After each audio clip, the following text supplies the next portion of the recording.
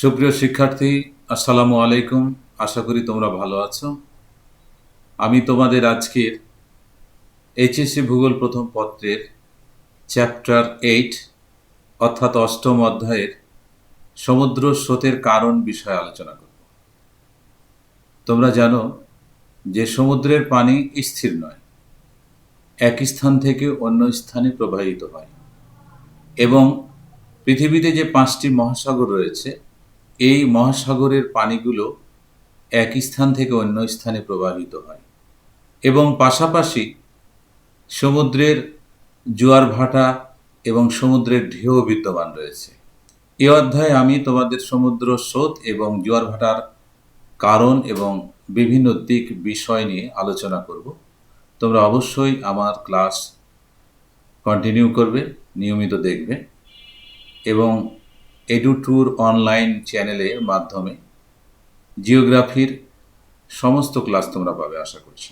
আজকে আলোচনা করব অষ্টম অধ্যায়ের সমুদ্র স্রোত ও জোয়ার ভাটা এই অধ্যায় থেকে।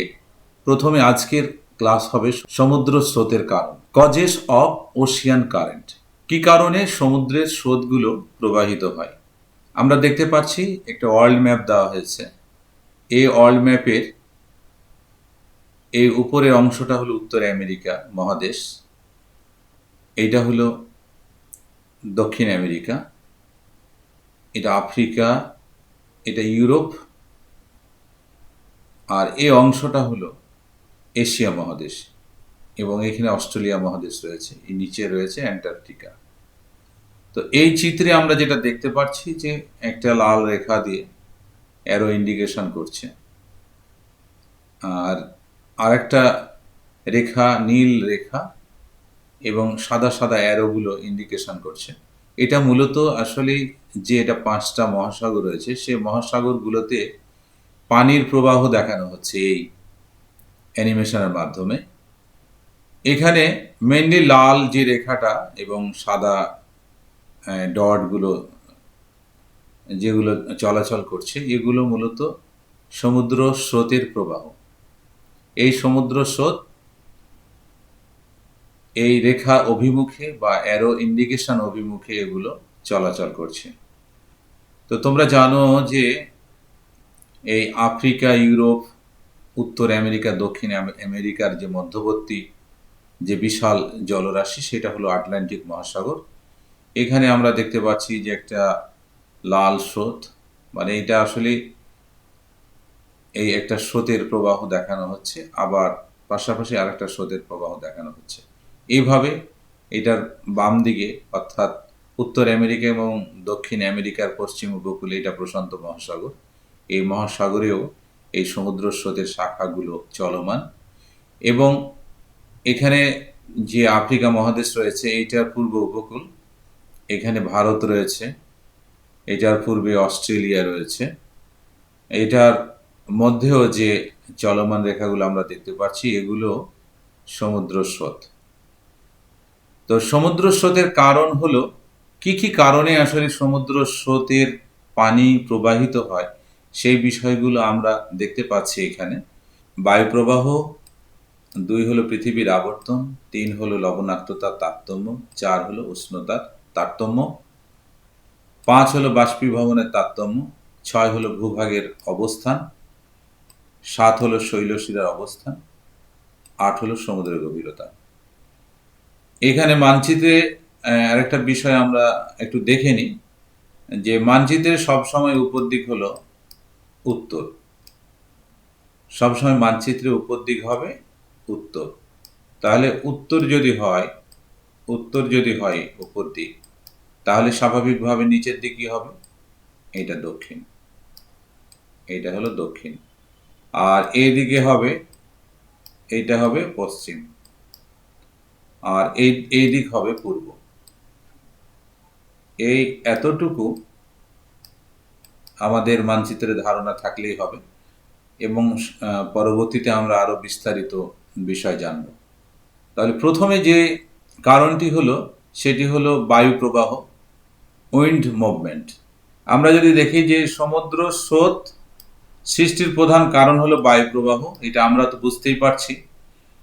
তাহলে মহাসাগরগুলোর কি পানি রাশি বায়ু দ্বারা তাড়িত হয়ে এক স্থান থেকে অন্য স্থানে, এক স্থান থেকে আমরা কোথায় যাচ্ছে বায়ু প্রবাহ অন্য স্থানে, এবং সেটার কারণে সমুদ্রের পানি তাড়িত হয়ে একইভাবে বায়ুর সাথে তাল মিলিয়ে বা বায়ুর আকর্ষণে এটা এক স্থান থেকে অন্য স্থানে কি হচ্ছে, প্রবাহিত হচ্ছে।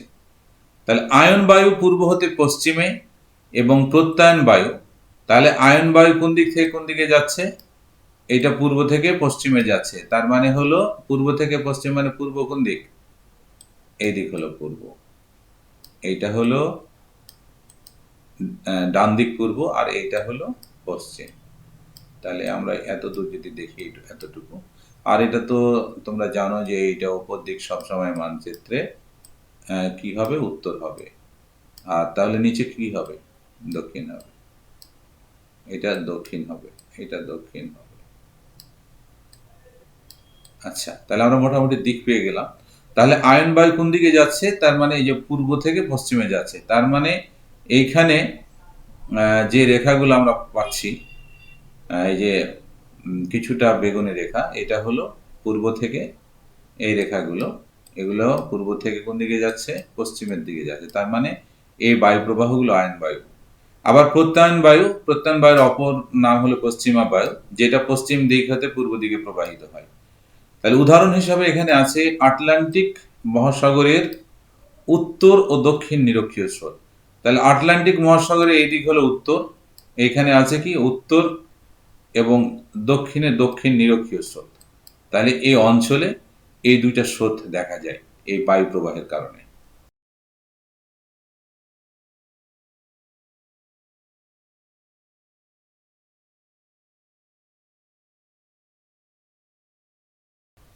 পৃথিবীর আবর্তন, রোটেশন অব দ্য আর্থ। তাহলে পৃথিবীর একটা ঘূর্ণন অবস্থা রয়েছে। আমরা জানি যে পৃথিবী সর্বদা তার নিজ অক্ষে ঘুরছে, অনবরত ঘুরছে। তো সেটা কোন দিক থেকে কোন দিকে ঘুরছে, সেটা পশ্চিম থেকে পূর্ব দিকে ঘুরছে। তাহলে এই পশ্চিম থেকে পূর্ব দিকে ঘোরার কারণে সমুদ্র স্রোতের উপর বা সমুদ্রের পানির উপর প্রভাব বিস্তার করছে। আর এই সমুদ্রের প্রবাহটা পৃথিবীর ঘূর্ণনজনিত কারণে সমুদ্রের পানিকে প্রভাবিত করছে। তাহলে কিভাবে, পৃথিবী এখানে আমরা দেখতে পাচ্ছি যে পৃথিবী নিজ অক্ষের উপর পশ্চিম হতে পূর্ব দিকে কি হয়, আবর্তিত হয়। ফলে সমুদ্রের পানি পশ্চিম হতে পূর্ব দিকেও প্রবাহিত হয় এবং সমুদ্র স্রোতের সৃষ্টি হয়। যেহেতু পৃথিবী পশ্চিম থেকে পূর্ব দিকে ঘুরছে, সেহেতু সমুদ্রের স্রোতও পশ্চিম থেকে পূর্ব দিকে যাচ্ছে। এটা পৃথিবীর আর একটা কারণ। আমরা এর আগে বায়ু প্রবাহের কারণ দেখলাম, কিন্তু এই পৃথিবীর আবর্তনের কারণেও সমুদ্রের স্রোতের উপর প্রভাব বিস্তার করছে। এখানে একটা সূত্রের কথা বলা হয়েছে যে ফেরেলের সূত্র অনুযায়ী বায়ু প্রবাহের মতো সমুদ্র স্রোতও উত্তর গোলার্ধে ডান দিকে এবং দক্ষিণ গোলার্ধে বাম দিকে বেগে প্রবাহিত হয়। কিভাবে হয়, আমরা যদি একটু চিত্রের দিকে তাকাই তাহলে দেখি যে এই যে পৃথিবীর এইখানে এই গ্লোবে এখানে একটা ঘূর্ণনের দেওয়া হয়েছে, অ্যারো দেওয়া হয়েছে। তাহলে এইটা হলো পশ্চিম থেকে পূর্ব দিকে তার ঘূর্ণনের গতি বা তার গতির অভিমুখ। এখন এই ঘূর্ণনের কারণে সমুদ্রের পানিগুলো তার ঘূর্ণন অভিমুখে যাচ্ছে। যেহেতু এখানে গোলার্ধ ভাগ করা হয়েছে, এখান দিয়ে নিরক্ষরেখা রয়েছে, এখান দিয়ে নিরক্ষরেখা রয়েছে 0 ডিগ্রি, যেটা পূর্ব পশ্চিমে বিস্তৃত কাল্পনিক রেখা। তাহলে এইটার উত্তরে বলা হচ্ছে যে যখন ঘূর্ণন হচ্ছে তখন এখানে যে যে সমুদ্র স্রোত রয়েছে এটা কি করছে, ডান দিকে উত্তর গোলার্ধে, এইটা উত্তর গোলার্ধে প্রবাহের সময়, সমুদ্রের পানি প্রবাহের সময় এটা ডান দিকে বাঁকা হয়ে যায় ফেরেলের সূত্র অনুযায়ী, এবং দক্ষিণ গোলার্ধে এইটা কোন দিকে যাচ্ছে, এবার এটা বাম দিকে বাঁক নিচ্ছে। তাহলে এইভাবে উত্তর গোলার্ধে ডান দিকে এবং দক্ষিণ গোলার্ধে বাম দিকে সমুদ্রের পানিগুলো পৃথিবীর আবর্তনজনিত কারণে এগুলো বেঁকে যায়।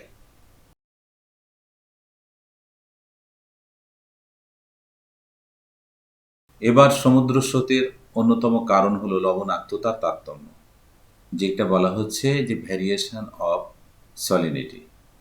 এখানে আমরা চিত্রে দেখতে পাচ্ছি যে পৃথিবীর ওয়ার্ল্ড ম্যাপে এখানে একটা হলুদ রঙের একটা অংশ দেখাচ্ছে।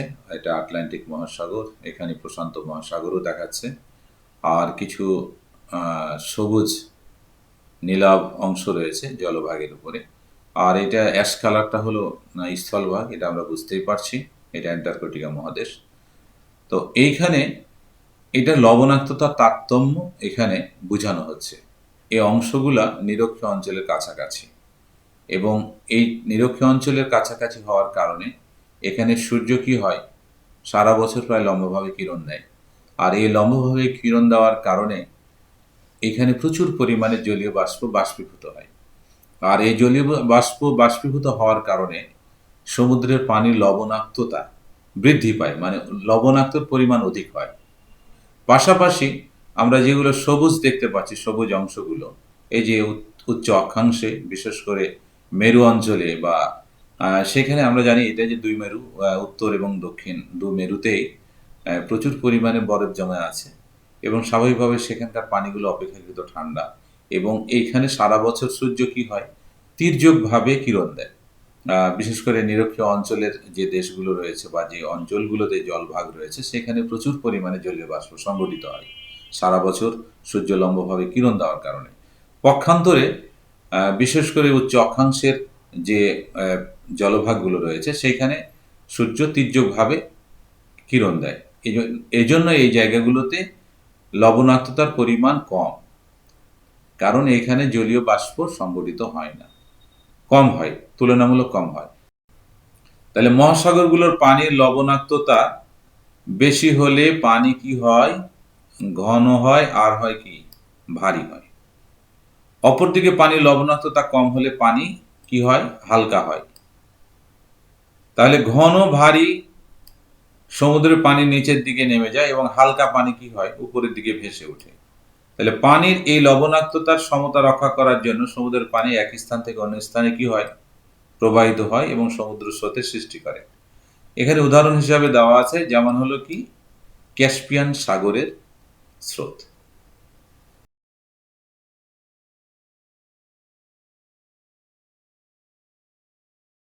এর পরবর্তী কারণ হলো উষ্ণতা তারতম্য, ভেরিয়েশন অফ টেম্পারেচার।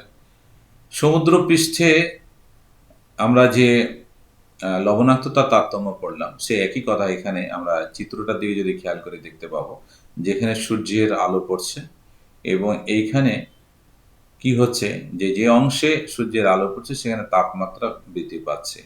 অপরদিকে এইখানে কি দেখানো হচ্ছে, এটা মেরু অঞ্চল দেখানো হচ্ছে, যে এখানে বরফ জমে আছে উভয় মেরুতে। তাহলে এইখানকার পানিগুলো হলো ঠান্ডা, আর এইখানকার পানি হলো গরম। এটা কিসের কারণে, উষ্ণতার তারতম্যের কারণে, তাপমাত্রার কারণে। তাহলে এখানে তাপমাত্রা যেহেতু বেশি, তাপমাত্রা বেশি হওয়ার কারণে পানিগুলো গরম হয় এবং প্রসারিত হয়, এটা উপরের দিকে অবস্থান করে। আর ঠান্ডা পানির তাপমাত্রা কম হওয়ার কারণে এটা পানি নিচের দিকে দিয়ে প্রবাহিত হয়। তাহলে এভাবে সমুদ্র তলদেশে বিশেষ করে উষ্ণ পানিগুলো উপরের দিক দিয়ে প্রবাহিত হয়, এবং ঠান্ডা পানিগুলো নিচ দিক দিয়ে প্রবাহিত হয়। তো নিরক্ষীয় অঞ্চলে সূর্য কি হয়, লম্বভাবে কিরণ দেয়। তো এটা আমরা জানলাম যে সব সময় সূর্য লম্বভাবে কিরণ দেয়, ফলে নিরক্ষীয় অঞ্চলে অবস্থানরত মহাসাগরগুলো পানি কি হয়, উত্তপ্ত, আয়তনে প্রসারিত, হালকা, এবং সমুদ্রের পৃষ্ঠ দিয়ে প্রবাহিত হয়। অপরদিকে মেরু অঞ্চলে সূর্য তির্যকভাবে, মানে বাঁকা হয়ে কিরণ দেয়, ফলে সেখানকার বা হেলান দিয়ে সেখানকার পানি কম উত্তপ্ত, ভারী, অন্তঃস্রোত হিসাবে মেরু অঞ্চল হতে নিরক্ষীয় অঞ্চলের দিকে প্রবাহিত হয়। প্রবাহিত হওয়ার ফলেই সমুদ্র সৃষ্টি, স্রোতের সৃষ্টি হয়। তাহলে আটলান্টিক ও প্রশান্ত মহাসাগরে এই ধরনের স্রোত দেখা যায়।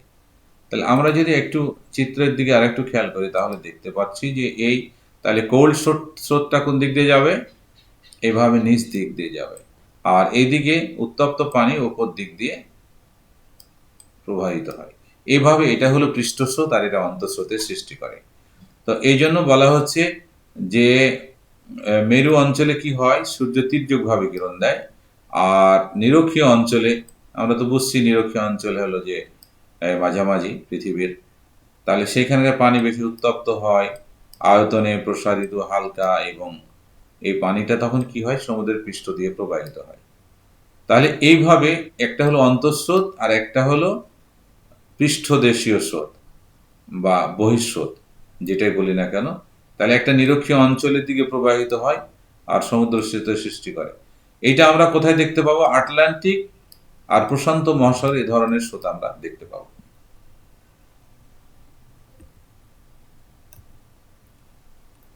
বাষ্পীভবনের তারতম্য, ভ্যারিয়েশন অফ ইভাপোরেশন। সূর্য, আমরা সূর্যের আসলে যে পার্থক্যগুলো আমরা দেখছি মোটামুটি সূর্যের কারণেই সংঘটিত হচ্ছে। সমুদ্রের পানি কিরণ দেয় লম্বভাবে, বা যেখানে সূর্যের অবস্থান থাকে সেইখানে ওয়ার্ম হয়, মানে পানি প্রথমে গরম হয় এবং এক পর্যায়ে পানিগুলো কি হয়, বাষ্পীভূত হয়। কারণ আমরা জানি যে পানির উৎস হলো সমুদ্র। আমরা যে যতগুলো ভূগর্ভস্থ পানি বলি না কেন, বৃষ্টির পানি বলি না কেন, নদ নদী খাল বিল, আবদ্ধ জলাবদ্ধ পানি যেগুলোই বলি না কেন, যত পানি আমরা দেখতে পাই সব পানির উৎস হলো কোথায়? সমুদ্র। আমরা বায়ুমণ্ডল বলতে পারবো না।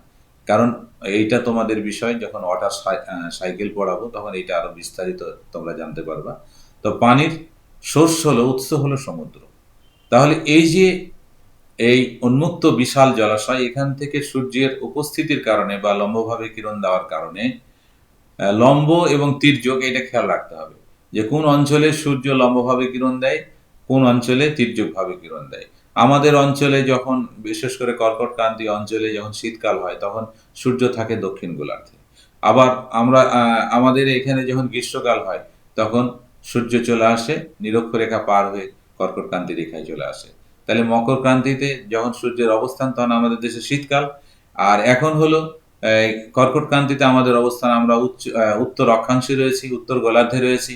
23.5 ডিগ্রি কাল্পনিক যে রেখা আমাদের দেশের উপর দিয়ে বয়ে গেছে। তাহলে এইখানে আমাদের এখন গ্রীষ্মকাল। তাহলে এই অঞ্চলে, বিশেষ করে এই অঞ্চলে এবং এই রেখা বরাবর যত সমুদ্রের অংশ রয়েছে এগুলোতে প্রচুর পরিমাণে জলীয় বাষ্প সংগঠিত হয়। তাহলে জলীয় বাষ্প সংগঠিত হওয়ার কারণে সমুদ্রের পানির একটা ঘাটতি তৈরি হয় এবং এই ঘাটতি পূরণ করার জন্য পার্শ্ববর্তী ঠান্ডা অঞ্চল থেকে বা দুই মেরু অঞ্চল থেকে পানিগুলো এই, বিশেষ করে যেখানে পানির ঘাটতি বা শূন্যতা পূরণ করার জন্য পানির প্রবাহিত হয় বা পানি যখন প্রবাহ করে বা ছোটাছুটি করে, এভাবে তখন সমুদ্রের পানির প্রবাহকে তখন সমুদ্র স্রোত বলা হচ্ছে। নিরক্ষীয় অঞ্চলের মহাসাগরগুলোতে সূর্য লম্বভাবে কিরণ দেয়, অধিক বাষ্পীভবন সংঘটিত হয়, ফলে পানির শূন্যতার সৃষ্টি হয়। তখন কম বাষ্পীভবন সংঘটিত হওয়া অঞ্চল হতে অধিক বাষ্পীভবন হওয়া অঞ্চলের দিকে পানি প্রবাহিত হয় এবং সমুদ্র স্রোতের সৃষ্টি করে। সাধারণত স্থলভাগ দ্বারা বেষ্টিত সাগরগুলিতে এ ধরনের সমুদ্র স্রোত দেখা যায়।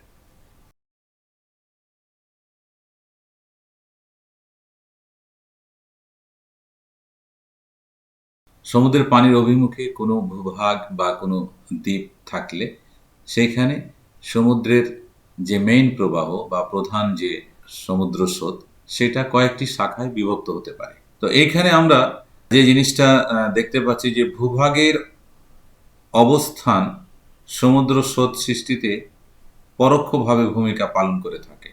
তাহলে ভূভাগের অবস্থানটা কিসের কারণে সমুদ্র স্রোত সৃষ্টিতে পরোক্ষভাবে, এটা পরোক্ষভাবে ভূমিকা পালন করে থাকে।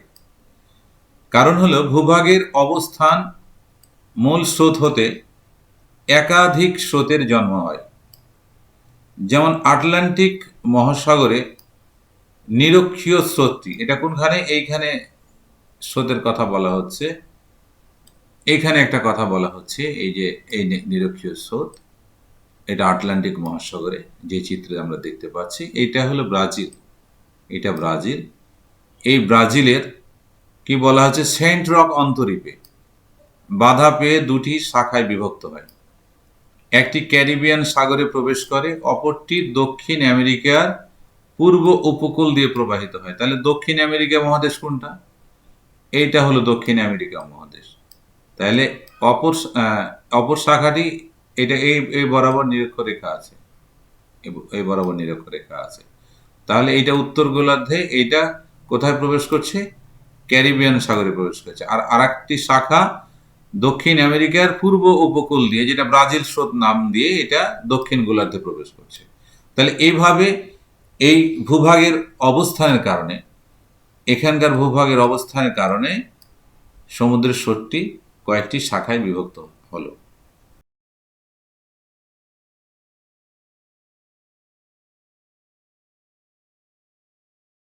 সমুদ্র তলদেশের আমরা ভূপ্রকৃতি বা তোমরা যখন ভূপ্রকৃতি পড়েছ, ল্যান্ডস্কেপ, এইটা স্থলভাগের মতোই, কোথাও উঁচু কোথাও নিচু।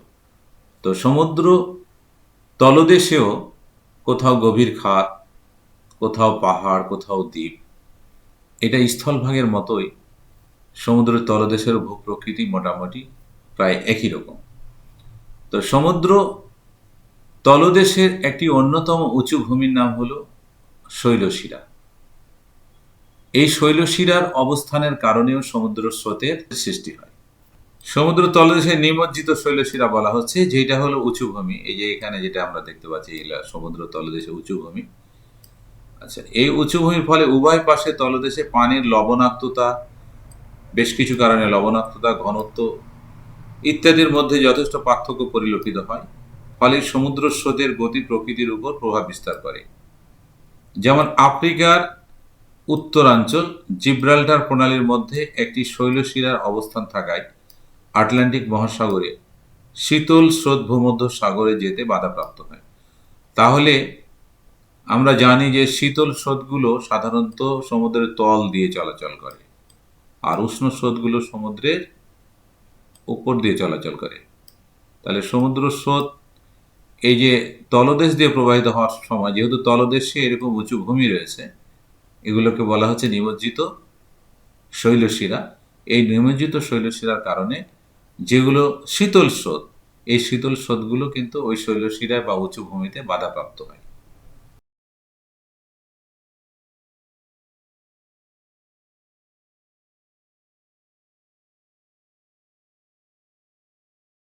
সমুদ্রের গভীরতা, ডিপথ অফ ওশিয়ান। সূর্যের আলো সমুদ্রের গভীরে 210 মিটারের বেশি প্রবেশ করতে পারে না। এ কারণে গভীর অগভীর সমুদ্রের পানির উষ্ণতার পার্থক্য ঘটে। তার মানে এটা স্বাভাবিকভাবে আমরা যেটা বুঝতে পারছি যে এইখানে যে পানির গভীরতা, সেইখানে 210 210 মিটার পর্যন্ত 210 মিটার পর্যন্ত কি হচ্ছে,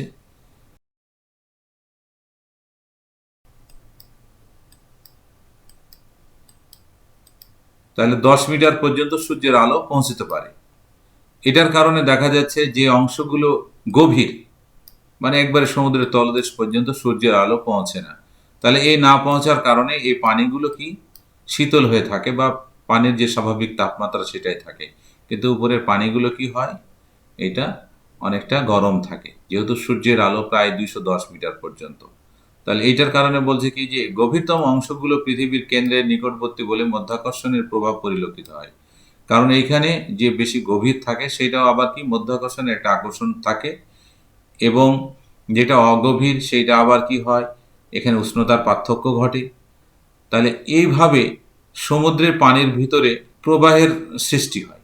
ঠান্ডা পানিগুলো তখন দেখা গেল যে পানিগুলো যখন উপরের পানিগুলো গরম হওয়ার কারণে বা মধ্যাকর্ষণ শক্তির পানির কারণে এইটা তখন সমুদ্রের পানিগুলো কি হয়, এগুলো চক্রাকারে ঘুরতে থাকে, মানে এই পানিগুলো আস্তে আস্তে উপর দিকে যায় আবার নিচে নামতে থাকে। এইভাবেও একটা সমুদ্রের মধ্যে অন্ত এবং বহি স্রোতের সৃষ্টি হয় বা পৃষ্ঠ স্রোতের সৃষ্টি হয়। তো শিক্ষার্থীবৃন্দ, মোটামুটি আমাদের ক্লাস প্রায় শেষ পর্যায়ে। তোমাদের আজকে এই অধ্যায়ের উপর, এই অষ্টম অধ্যায়ের আমরা সমুদ্র স্রোতের যে কারণ পড়লাম, এর ভিতরে যে জ্ঞানমূলক অনুধাবনমূলক যে প্রশ্নগুলো রয়েছে, কিছু প্রশ্ন রয়েছে, এই প্রশ্নগুলো তোমাদের আমি সাজেশন আকারে দিব, এবং সৃজনশীল প্রশ্ন অংশ বা বহু নির্বাচনী প্রশ্ন অংশের জন্য যেটা গুরুত্বপূর্ণ কয়েকটা প্রশ্ন তোমাদের এখন আমি এ বিষয়ে একটু জানিয়ে দিচ্ছি।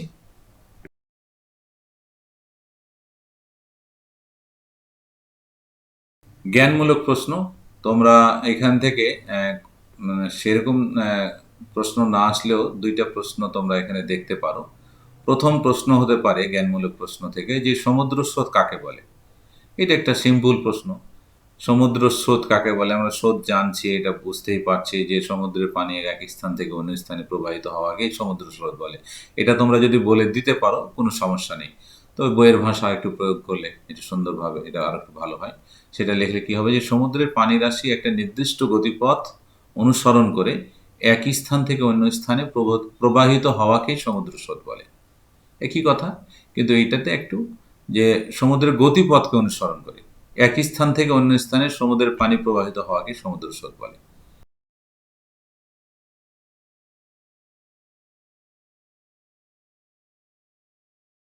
পরের প্রশ্ন হলো সমুদ্র স্রোতের প্রধান কারণ কি? যেহেতু জ্ঞানমূলক প্রশ্নের মাত্র 1 মার্কস, বেশি লেখার কোনো প্রয়োজন নাই। তাহলে যেভাবে প্রশ্ন চাইবে, কি প্রশ্নের বলতে মানে কি প্রশ্নের উত্তর চাইতে 1 লাইনেই শেষ করতে হবে তোমাদের। সমুদ্র স্রোতের প্রধান কারণ কি? তোমরা তখন বলবে যে সমুদ্র স্রোতের প্রধান কারণ বায়ু প্রবাহ দিলেও হবে, নিয়ত বায়ু প্রবাহ। বায়ু প্রবাহ হতে পারে বিভিন্ন দিকে, কিন্তু নিয়ত বায়ু প্রবাহ এই জন্য বলা হয়েছে, এখানে মেইনলি দুইটা স্রোতকে ইন্ডিকেট করা হয়েছে। একটা হলো আয়ন বায়ু দ্বারা প্রবাহিত যে সমুদ্র স্রোত, আর আরেকটা হলো প্রত্যায়ন বায়ু বা পশ্চিমা বায়ু। এই জন্য এটা নিয়ত বায়ু প্রবাহের কথা বলা হয়েছে। এই দুইটা প্রশ্ন মোটামুটি এখান থেকে বোর্ডের প্রশ্নে আসে, এর বেশি জানার দরকার নাই, বেশি আহ, প্রস্তুতি নেওয়ারও প্রয়োজন মনে করছি না আমি। এরপরে অনুধাবনমূলক প্রশ্নের একই প্রশ্ন প্রায়। এখন দেখা যাক অনুধাবনমূলক প্রশ্নে কি কি প্রশ্ন তোমাদের জন্য গুরুত্বপূর্ণ হতে পারে। 1 নম্বর প্রশ্ন হচ্ছে পৃথিবীর আবর্তন কিভাবে সমুদ্র স্রোতকে প্রভাবিত করে। অনুধাবনমূলক প্রশ্ন, জ্ঞানমূলক প্রশ্ন ছিল 1 মার্ক, আর অনুধাবনমূলক প্রশ্ন হলো 2 মার্ক। তাহলে এই প্রশ্নের উত্তর হলো কি, যে পৃথিবী নিজ অক্ষের উপর পশ্চিম হতে পূর্ব দিকে সর্বদা আবর্তিত হচ্ছে। তাহলে এই আবর্তনের সাথে সমুদ্রের পানিও পশ্চিম হতে পূর্ব দিকে আবর্তিত হয়ে সমুদ্র স্রোতের সৃষ্টি করে। ফেরেলের সূত্র অনুসারে অনুসারে সমুদ্র স্রোত উত্তর গোলার্ধে ডান দিকে এবং দক্ষিণ গোলার্ধে বাম দিকে বেঁকে যায়। আমরা এর আগে এই বিষয়টা জানলাম পৃথিবীর আবর্তনের কারণ পড়তে গিয়ে। এরপর একটা রয়েছে যে বায়ু প্রবাহ সমুদ্র স্রোতের অন্যতম কারণ ব্যাখ্যা করো। বায়ু প্রবাহই যে সমুদ্র স্রোতের অন্যতম কারণ সেটা আমাদের ব্যাখ্যা করতে হবে। তাহলে কি প্রশ্নের উত্তরটা কি হবে? সমুদ্র স্রোত সৃষ্টির প্রধান কারণ বায়ু প্রবাহ। সমুদ্রের উপর দিয়ে নিয়ত বায়ু প্রবাহিত হয়। সমুদ্রের পানি এই বায়ু দ্বারা তাড়িত হয়ে এক স্থান থেকে অন্য স্থানে প্রবাহিত হয়। নিয়ত বায়ু প্রবাহের দিক অনুসরণ করে বেশিরভাগ সমুদ্র স্রোত প্রবাহিত হয়। এভাবে বায়ু প্রবাহ সমুদ্র স্রোতকে প্রভাবিত করে। তাহলে এই কথাগুলো বারবার আসছে, তবে একটু পড়লেই এটা এটা ক্লিয়ার হয়ে যাবে। এই অধ্যায় বা এই অংশের বহু নির্বাচনী প্রশ্ন রয়েছে, 2টি প্রশ্ন। একটা প্রশ্ন হলো যে সমুদ্র স্রোতের প্রধান কারণ কোনটি? আমার মনে হয় এখন তোমরা এটা বলতে পারবা।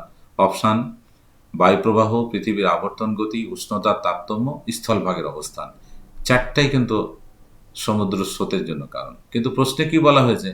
সমুদ্র স্রোতের প্রধান কারণ কোনটি? তাহলে এইটির ভিতরে আমরা কোনটা 1 নম্বরে ছিল? তাহলে এটা ছিল বায়ুপ্রবাহ, নিশ্চয় বায়ুপ্রবাহ ছিল। তাহলে এটার উত্তর হলো বায়ুপ্রবাহ। দ্বিতীয় আরেকটি প্রশ্ন আছে এখানে, বোর্ড প্রশ্ন আসে যে যে কারণে সমুদ্র স্রোত সৃষ্টি হয়। এখন কিন্তু ইন্ডিভিজুয়ালি সবগুলোই স্রোতের কথা বলা হচ্ছে। তাহলে এইখানে অপশান দেওয়া হয়েছে, বহুপদী প্রশ্ন এটা, যে বায়ু প্রবাহ, পৃথিবীর আবর্তন, উষ্ণতার তারতম্য। এর আগে সমুদ্র স্রোতের প্রধান কারণ বলেছিল, কিন্তু এইবার হলো যে সমুদ্র স্রোতের কারণগুলো কি কি। তাহলে কি কি কারণে সৃষ্টি হয়? তাহলে এখানে বায়ু প্রবাহের কারণে সৃষ্টি হতে পারে, পৃথিবীর আবর্তনও সৃষ্টি হতে পারে, উষ্ণতার তারতম্যের জন্য সৃষ্টি হতে পারে। তাহলে এখানে অপশানটা হলো 3টায়। তাহলে 1, 2, 3টা। তাহলে এটা আমাদের উত্তর কোনটা হবে? ঘ। সৃজনশীল প্রশ্নের জন্য এখানে সেই ধরনের কোনো প্রশ্ন না আসলেও সমুদ্র স্রোতের যে কারণগুলো তোমাদের বিস্তারিত আলোচনা করা হলো মোটামুটি।